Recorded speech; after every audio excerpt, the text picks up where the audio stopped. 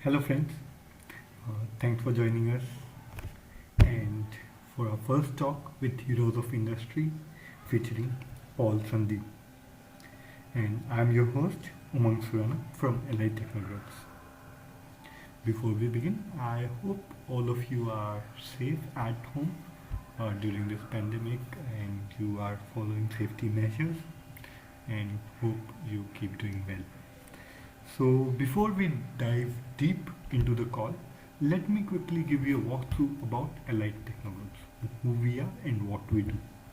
So, Allied Technogroups conduct training programs and internships for engineering graduates across India.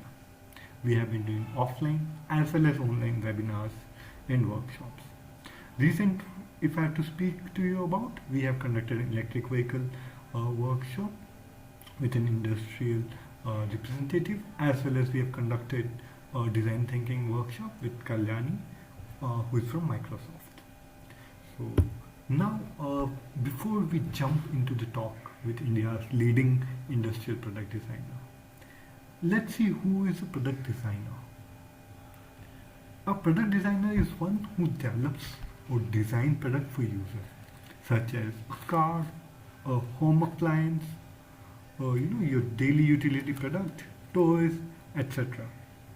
So when you look around in your room, even right now, all items which you can see around you, be it a laptop, be it a fan, be it an AC, be it a bulb holder, be it a chair, earphones, bottle, a three plug designer, all of these. There's an industrial designer who has designed it as per the user.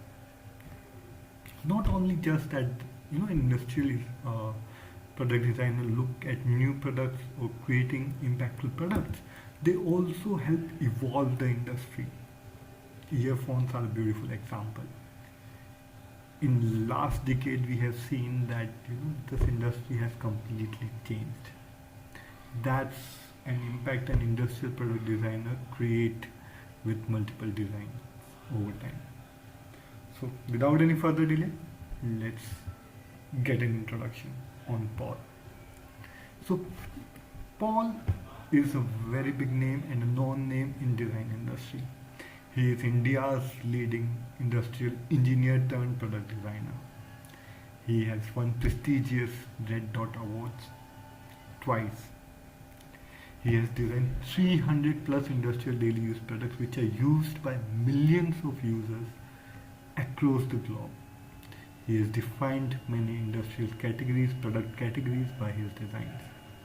He is also a design coach and consultant. He consults major corporations in coming up with new designs, changing existing designs. He also coaches on design thinking, how in daily life you could, learn how to make better products. He has been featured in Forbes Life for his contribution to the industry. He has spoken in multiple TED Talks on his innovation and his contribution. And the list doesn't end, it goes on. The good thing is, Paul is also very reachable. The descriptions of Paul's website, which is paulstudio.in, and his contact are mentioned in the description below. All entrepreneurs, startups, organizations can get in touch with him for new product designs, for organizing coachings or programs on design as a concept. Now, let's get into the talk without any further delay. Hi, Paul.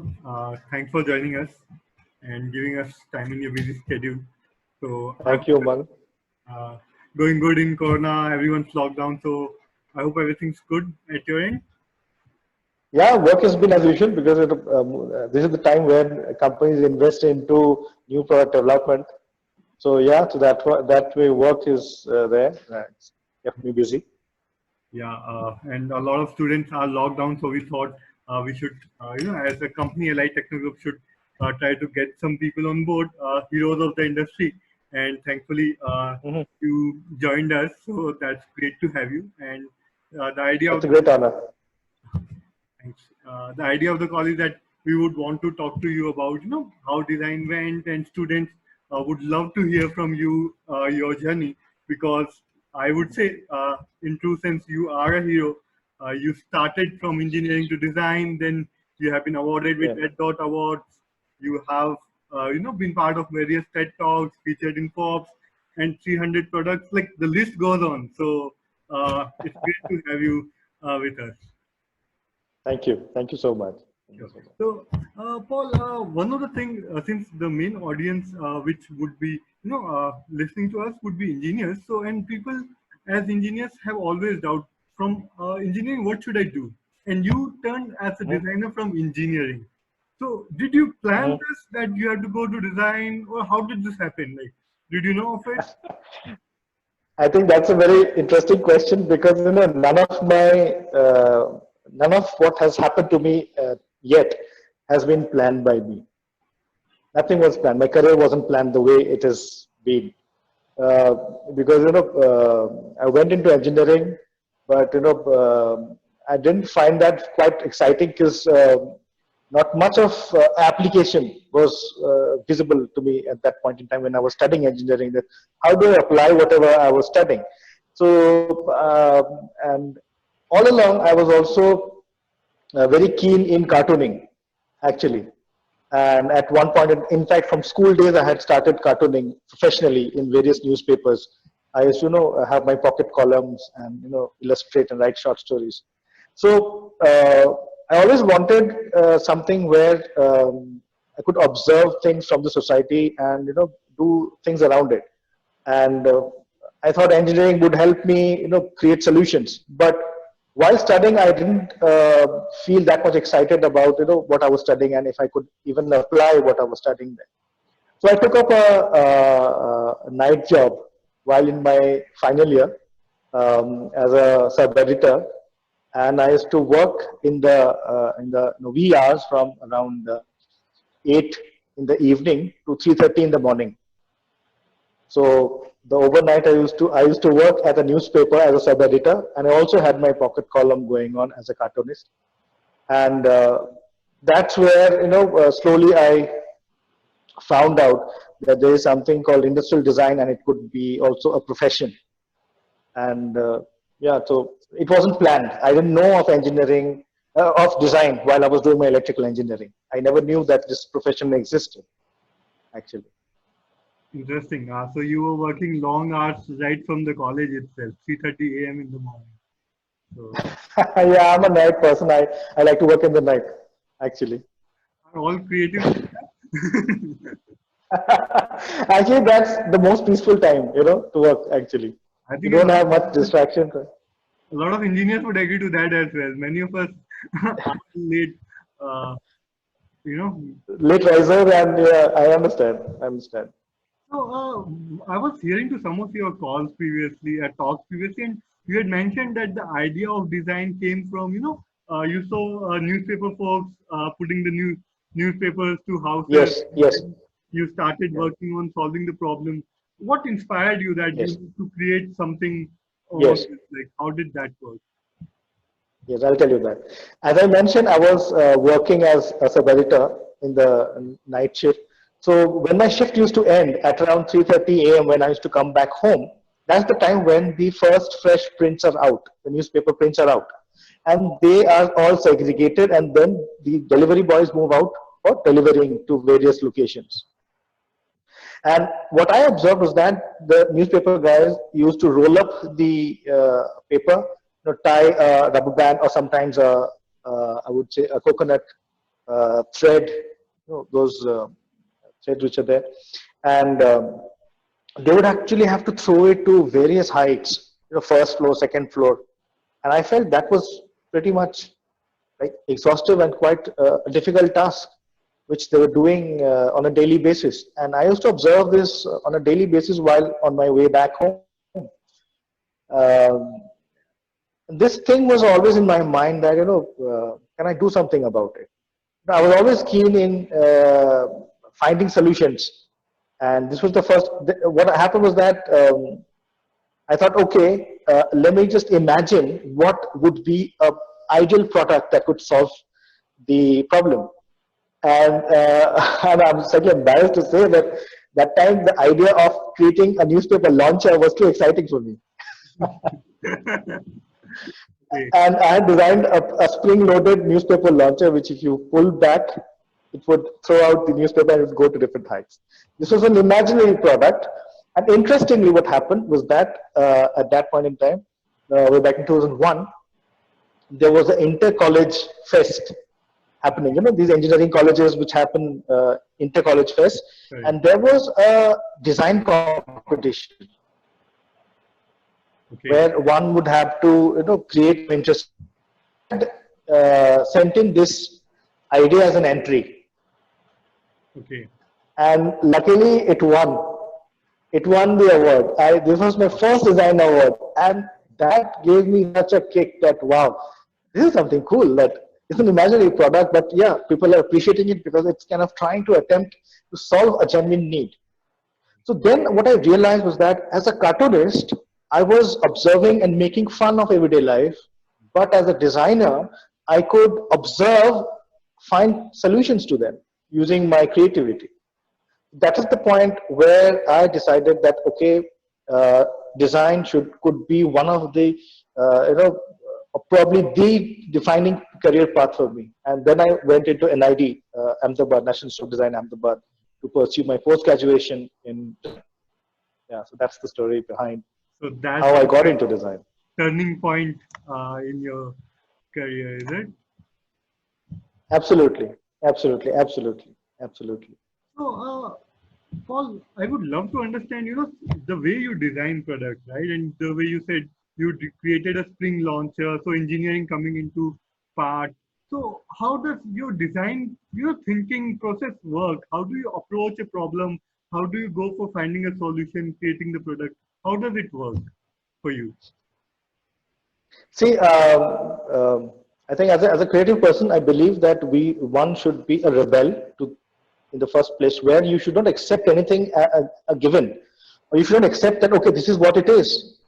Because everything which you see around yourself as a product is man-made. Someone or the other has made it.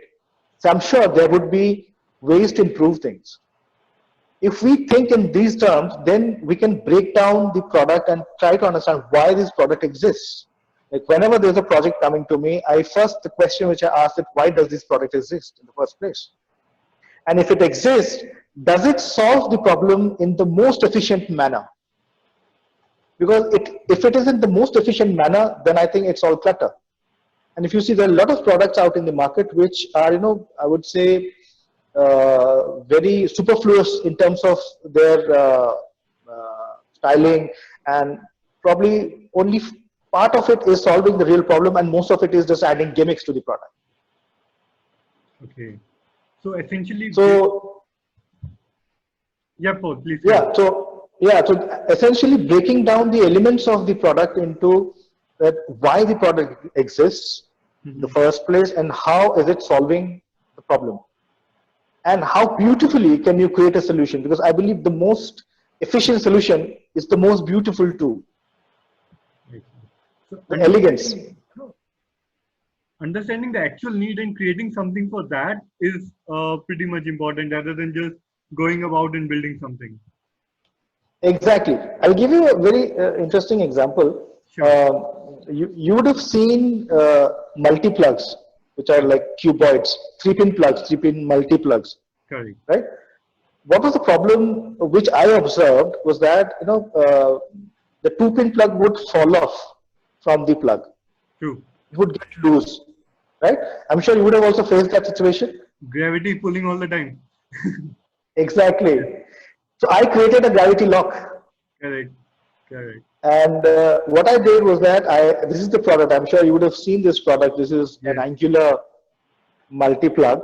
Correct. This is one of the best sellers on Amazon too. So the idea here is that if you see there's an angle here, angle of 40 degrees. Correct. So now what happens, the 2-pin plug rests itself here. It doesn't fall off due to gravity. Nice. So the angle itself is creating the gravity lock. Wow. You turned the problem So into this is a very simple solution. Exactly, exactly. This is a very simple example. It's a very simple example of how I turn, and I always observe things very, very closely. This problem, you might feel that, okay, this is how it is. But I always question things that why should it be like this?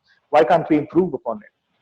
So that's the way I think one should approach any product. That's a pretty important message for everyone because many of us think that that's how it is. We have to live with it.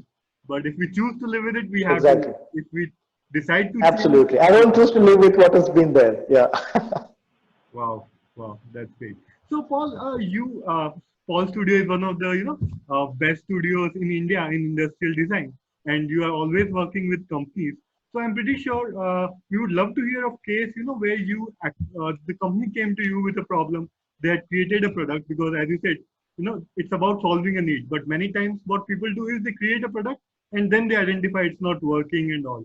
So, could you walk us through of a Mhm. situation where uh, improvement was made on product where actually the need was then addressed? Okay, probably the example which I want to show you probably does not exactly answer your question, but it will somewhere give you a very interesting way that how do you approach and improve on an existing product. Sure. You would have seen this product, right? I think everyone identifies with this product, Yes, yes. right? What is it? This is It's a a bulb. regular bulb holder, Correct, right? correct. It's a bulb holder. I think it's been there for more than a century. Probably yes. People take it as that this is how it is. Yes. Exactly, exactly. Now, the company which had designed the bulb holder for, was also manufacturing these kind of bulb holders, as most of the companies would do. Correct, What I realized was that this product doesn't look designed; it looks engineered. Like correct. a lot of details, engineering details are visible, but when it goes into your house, it doesn't look soothing to your eyes. It isn't elegant. So what I did was I added a cover to it, and then I created the spherical bulb holder. Wow. It doesn't look like a bulb holder. And this has sold more than, exactly, this has sold more than 5,400 million pieces. Wow. And it, and I'll tell you the interesting thing about this is that in most of the projects, the client expects us to, also reduce the cost of the product. As Correct. designers, we're also supposed to reduce the impact of the investment in the tooling, in the components and all of that. But this example is completely in the contrast to what is a regular design process. Because in this case, I had added a component. So I had increased the cost of the product.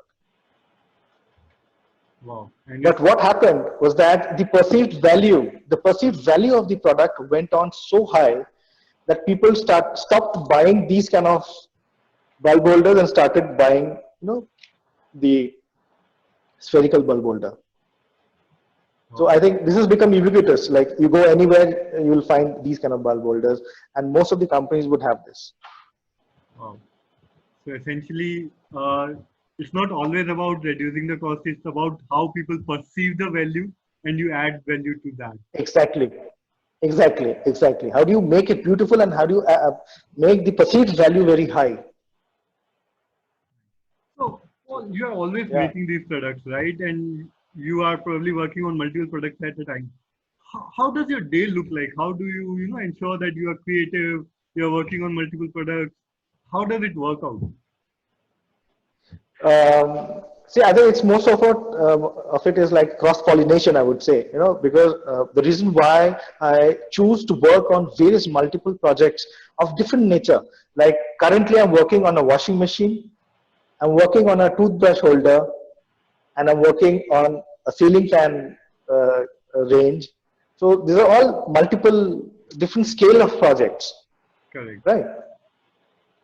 And over the past 15 years, I've worked in around 121 product categories, starting from children products to infant products to medical devices. Yeah, I'm also designing glucometers these days. Yeah. So what happens is that when one works in various domains, you get the know-how of various industries. You get the know-how of various materials and processes in those industries, and then you're in a position to cross-pollinate them. Makes Like for sense. example, if I'm designing a toothbrush and I'm making the toothbrush in two parts, which one of the parts is of silicon, and I know, okay, double injection molding can be done here, then can I use double injection molding as a process in some other project? Nice. So this is how I cross-pollinate the techniques used in different industries and try to bring freshness to a current project. So essentially, one product, one work built on the top of the other one, and the innovation happens. Absolutely, absolutely. And I think the most interesting part is that, coming up with the idea which doesn't exist. I always say that I see things which don't exist, but can. That is the most difficult part. And the rest is, most of the time, it's very meticulous and hard work to develop the vision which you have already seen, to develop the vision into a reality, a real product. I think that's the most mundane part of the process, and the most challenging is the creative part. Interesting. Actually, that brings me to another question. How do you keep innovating? How do you keep working on new ideas? Where does the innovation come from? I think first of all, it is the willingness. It is the willingness to come out of your comfort zone. That is what is required, because most of the clients don't expect innovation, because most of the people feel that, okay, innovation has to be something out of the box, and people are not aware probably that incremental innovation can also impact in a very positive manner to their business.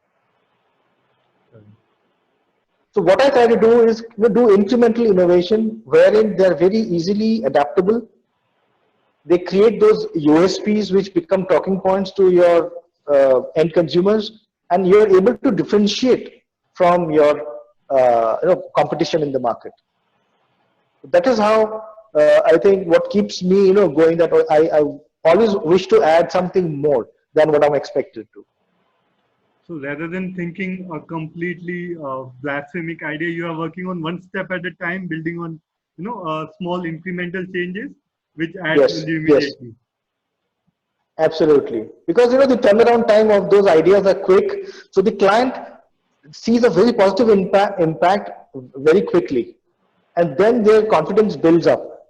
And once the client has the confidence in them that yes, we can also create innovative products, then you slowly keep increasing and pushing the limits of, because I've worked on more than 100 products for a company, and now that company is known to be one of the innovative product companies in the country. Wow. Wow. I think since we are running out of time, I will just have two quick questions on these things. So one thing I would want to know is, what are the tools, what are the skills you think a designer need to have? What do you work with? Could you give us some inputs on those? Yes. I think the first important skill is to have empathy, to be human. Okay.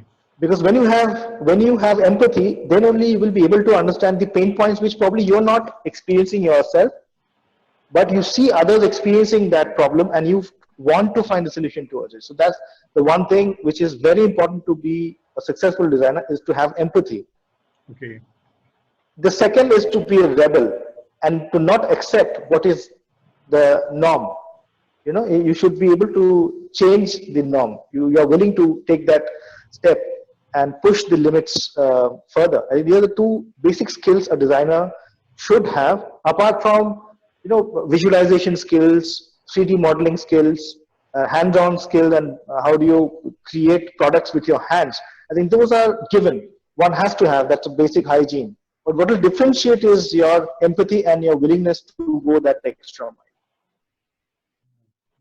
And on the final part, I would love to, I would love to have your message to students or entrepreneurs who are probably would be looking at this video, in terms of what message do you have for them about design, about startups, about building new ideas, or on anything? See, I think for startups, I think it's high time they focus on creating a very original and genuine product, and in the physical space as well. There are a lot of startups which are there in the digital space, which we see, but not much in the physical space, whereas like hardware engineering and all of that is there. So I think their design plays a very important role, and they should definitely keep design as one of the key factors which will build their success story over a period of time. And I think that's the message, that you have to keep looking for ideas and you have to try and implement them as soon as possible. Because ideas are nobody's. I would say no one holds a right to an idea until and unless it is executed. So you have to be active and create the product at the end of the day. Execution is still the key. Absolutely, absolutely. Wow. I think, thanks, Paul. It had been great talking to you, and thanks again. Thanks for giving the time. I think the talk, Thank you, Man. your message will be really helpful to the students. So thanks for I sharing. hope so. Thanks a lot. Thank you. Have a Thank nice you. day ahead. Stay safe. Bye. Bye-bye. Bye. Bye. Bye. With this, I think we would be concluding the session. I hope you all got some insights about how industrial product design work and got to know more about Paul. So just before we conclude, I would like to give you a quick walk through our upcoming internship, which we are doing it on vehicle dynamics. You could get to know all the details in the description below. Feel free to check our website alitechnogroups.com, and we hope we'll be always keep you engaged in your learning, and looking forward to seeing you in our next webinars and programs. Thank you. I hope you have a good time. Bye bye.